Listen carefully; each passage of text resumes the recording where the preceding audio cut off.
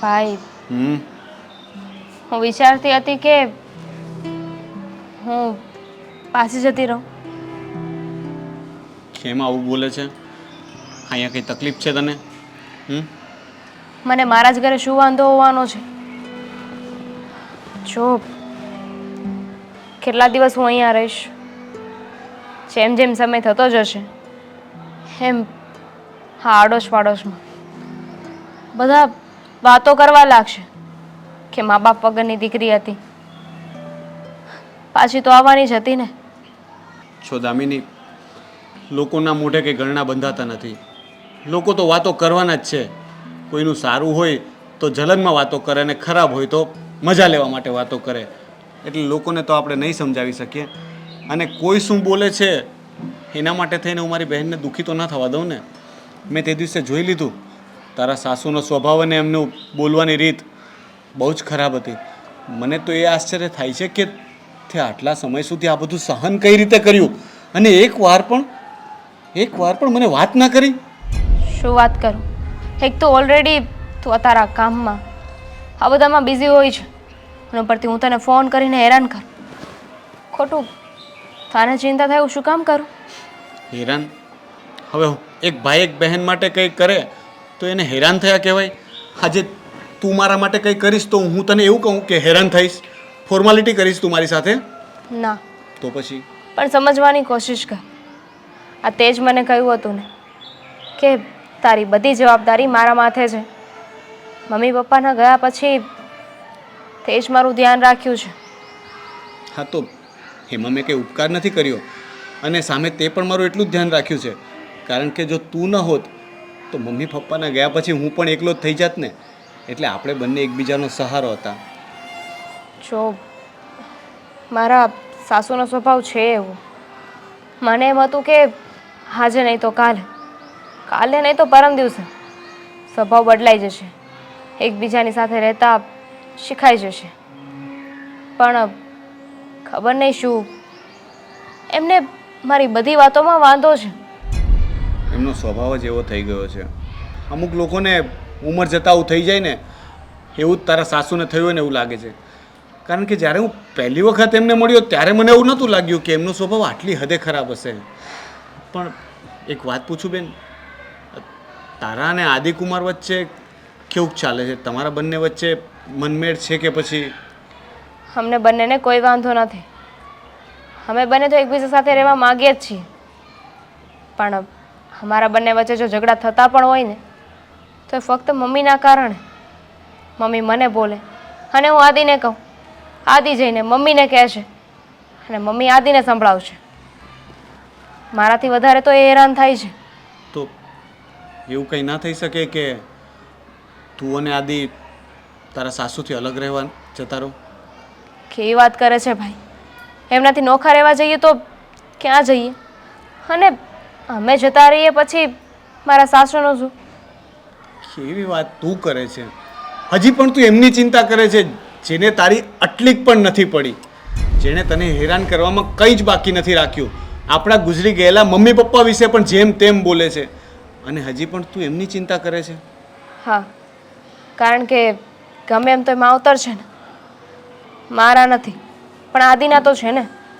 અને હું આદિને એના મમ્મીથી નોખા કરી નાખું તો પાપમાં તો હું જ આવીશ ને. હા, પણ અમુક સમયે અમુક સંજોગોના ઉપાય નથી હોતા, ત્યારે આપણે કેટલાક અઘરા નિર્ણયો લેવા પડે છે.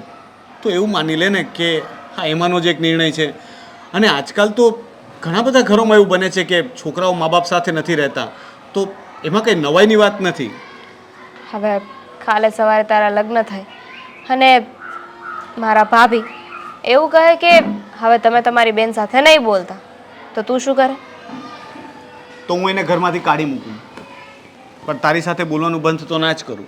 બસ તો પછી હા પણ એવું જ છે. કોઈ પોતાના વ્યક્તિથી નોખા થાય ને તો દુઃખ તો બંનેને લાગે. છોડ આ બધી વાત. અને સાંભળ, તે મને પૂછ્યું કે હું ત્યાં ચાલી જાઉં, તો મારી એવી કોઈ ઈચ્છા નથી કે તું ત્યાં જાય. છતાં પણ થોડા દિવસ રહીને જો એ લોકોને પોતાની ભૂલનું ભાન થાય, તારા સાસુને એવું લાગે કે એમણે જે કર્યું એ ખોટું હતું, અને જો એ લોકો સામેથી તને લેવા માટે આવવાની વાત કરશે તો આપણે વાતચીત કરીને સમાધાન કરીને તને મોકલવાનું વિચારશું. ઠીક છે? હવે તું તારું કામ કર, હું જરાક આંટો મારીને આવું છું.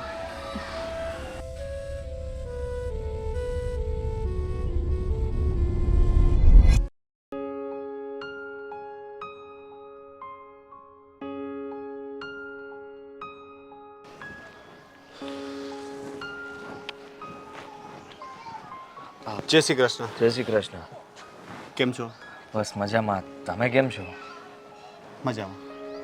જો હું આજે જ ઘરે આવ્યો અને મને ખબર પડી કે તમે ઘરે આવ્યા હતા અને દામિનીને તમારી સાથે લેતા ગયા છો. હા, તો તમારા મમ્મીએ કંઈક વાર્તા પણ કીધી જ હશે. મને ખબર છે કે દામિનીના જ વાંક કાઢ્યા છે ને મારા. તો પહેલાં એ કહી દો, પછી હું તમને સાચું કારણ જણાવી દઉં. વાત તો મને ખબર જ છે કે મમ્મીનો વાંક હશે જ, અને મેં કહ્યું હતું એમને કે હું ના આવું ત્યાં સુધી ઘરમાં શાંતિ રાખજો, કોઈ માથાકૂટ ન કરતા. પણ અચાનક તમે ઘરે મતલબમાં આવ્યા, દામિનીએ ફોન કર્યો હતો? ના ના, મને દામિની એવી કોઈ વાત નથી કરીને. આજ સુધી દામિનીએ મને એકવાર પણ એવું નથી કહ્યું કે તમારા મમ્મી એને આવું કંઈ બોલે છે. એટલે મને તો આ વસ્તુનો ખ્યાલ જ નહોતો. હું તો બસ એમ જ કેઝ્યુઅલી દામિનીને મળવા માટે આવ્યો. તો આવતાની સાથે જ ગેટ પર જ તમારા મમ્મી મને જેમ તેમ બોલવા લાગ્યા. શું કામ આવ્યો છો? ફોન નથી કરાતો? તારામાં કંઈ સંસ્કાર છે કે નહીં? તારી બહેન આવી છે. મેં પૂછ્યું કે આંટી તકલીફ શું છે? કંઈ એવું હોય તો બેસીને વાત કરીએ. તો એ તો મારા આખા ખાનદાન પર બોલવા લાગ્યા. મમ્મી પપ્પાને પણ જેમ તેમ કહ્યું. હવે તમે જ વિચાર કરો કુમાર કે મારા સ્વર્ગવાસી મમ્મી પપ્પા વિશે તો હું ના સાંભળી શકું ને. સાચી વાત છે તમારી, કોઈ પણ ના સાંભળી શકે. હા, તમારી જગ્યાએ કોઈ બીજું હોય તો પણ આ બધું સહન ન કરી શકે. અને મમ્મીએ મને આ બધી વાત નહોતી કરી, કારણ કે એણે તો મને બીજું જ કહ્યું કે તમે આવ્યા અને દામિનીને તેડીને જતા રહ્યા. તમને મનાવવાની કોશિશ કરી છતાંય તમે ન માન્યા. મનાવવાની? એમણે એકવાર ખોટે સાચે પણ નથી કહ્યું કે દામિની બેટા રોકાઈ જા. શું? હા, એટલે જ તો કહું છું કે તમને પૂરેપૂરી હકીકત જાણવા નથી મળી. અને તમને મારા પર વિશ્વાસ ન હોય તો તમે દામિની સાથે પણ વાત કરી શકો છો. મને કોઈ ઓબ્જેક્શન નથી.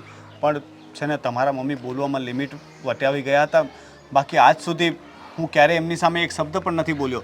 મને ખબર છે કે અમે દીકરીવાળા છીએ તો મારે વચ્ચે ના બોલવું જોઈએ. પણ વાત જ્યારે બહુ આગળ વધી ગઈ ને, મેં વિચાર્યું કે જો તમારા મમ્મી મને આટલું બધું કહી શકતા હોય તો મારી બહેનને તો શું નહીં કહેતા હોય. સાચી વાત છે તમારી, પણ તમે મારી સામે તો જુઓ. મેં કોઈ દિવસ દામિનીને કંઈ નથી કીધું, અને મારી કોઈ દિવસ કંઈ ફરિયાદ આવી છે? ના. તો પછી તમે મારું વિચારો ને. મારા મમ્મીને મતલબમાં બોલવાની આદત છે અને એમનો સ્વભાવ એવો છે. મેં એમને ઘણીવાર સમજાવવાની કોશિશ કરી હશે, પણ હું જ્યારે સમજાવવા જાઉં છું ત્યારે મને એક જ વસ્તુ સાંભળવા મળે છે કે તું તારી બાયડીનું જ માને છે.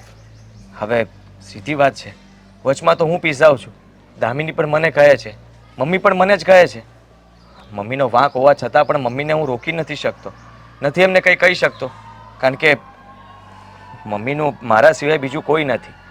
અને એમના આવા સ્વભાવના કારણે હું એમને બીજું કહી પણ શું શકું. હું દરેક વાત જતી કરું છું, અને દામિનીને પણ મેં એ જ કહ્યું છે કે તું મમ્મીની વાતને મતલબમાં પકડીને ન રાખતી, ભૂલી જા. દામિનીએ અત્યાર સુધી બધું જતું જ કર્યું છે. અને આજે પણ દામિનીએ મને નથી ફરિયાદ કરી. આ તો હું આવ્યો અને તમારા મમ્મી જેમ તેમ બોલ્યા એટલે મને જાણ થઈ કે તમારા મમ્મીનો સ્વભાવ કેવો છે. દામિની છે ને, મા બાપ વગર ઉછરેલી છોકરી છે, એટલે એણે બધાનું બહુ સહન કર્યું છે. અમારા કુટુંબનું, મામા માસીઓ કાકા, લોકોએ કંઈ બાકી નથી રાખ્યું કહેવામાં. એટલે એનામાં સહન શક્તિ તો છે ને બહુ છે. એટલે જ્યાં સુધી લિમિટ બહાર વાત ન જાય ને ત્યાં સુધી દામિની કોઈને કંઈ કહેતી નથી. હું બધી વાત તમારી માનું છું, અને મારા મમ્મી વતી હું તમારી માફી પણ માગું છું. પ્લીઝ, મેં તમને અહીંયા એટલા માટે બોલાવ્યા છે કે તમે દામિનીને સમજાવીને મારી સાથે મોકલી દો. જો તમે પ્લીઝ માફી ન માંગો, કારણ કે મને તમારાથી કોઈ તકલીફ જ નથી. અને દામિનીને પણ મેં પૂછ્યું તો એણે પણ એ જ કહ્યું કે તમારા બંને વચ્ચે કોઈ મનભેદ નથી. જે કંઈ પણ છે એ તમારા મમ્મીના લીધે છે. હવે તમારા મમ્મીનો સ્વભાવ આટલો આકરો છે કે પછી ઉંમરની સાથે થઈ ગયો છે એ તો તમને જ ખબર. પણ જુઓ, મને છે ને નથી લાગતું કે હવે હું એ ઘરમાં મારી બહેનને મોકલી શકીશ. એટલે જો છતાં પણ તમારે દામિની સાથે રહેવું હોય અને તમને લાગતું હોય કે દામિનીનો વાંક નથી તો તમે અલગ રહેવાની વ્યવસ્થા કરી લો. હું દામિનીને મોકલી આપીશ.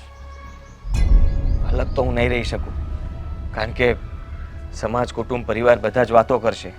એકનો એક દીકરો હોવા છતાંય તે માને મૂકીને જતો રહ્યો. અને સાચું કહું તો આવું મારે કરવું જોઈએ, પણ હું કરી નહીં શકું. તો મારી પણ એવી જ મજબૂરી છે ને કે જ્યારે કોઈને ખબર પડશે કે મારી બહેન ત્યાં આટલી બધી દુઃખી છે તો સમાજ તો મને પણ કહેશે ને કે એકની એક બહેન, મા બાપ નથી તો ભાઈને કંઈ પડી નથી, દુઃખી થવા દે છે બેનને. એટલે જુઓ, મને નથી લાગતું કે અત્યારે તો આ વાતનો કોઈ નિવેડો આવે. છતાં પણ તમે વિચારજો, હું પણ કંઈક વિચારીશ, પછી નક્કી કરશું. એકવાર દામિની સાથે વાત કરી લો. જો એ માની જાય તો તમને કંઈ વાંધો નહીં હોય ને? દામિની તો ના જ નહીં પાડે, પણ સોરી, હું નહીં માનું. તમે કંઈ બીજો રસ્તો વિચારી જુઓ. જય શ્રી કૃષ્ણ.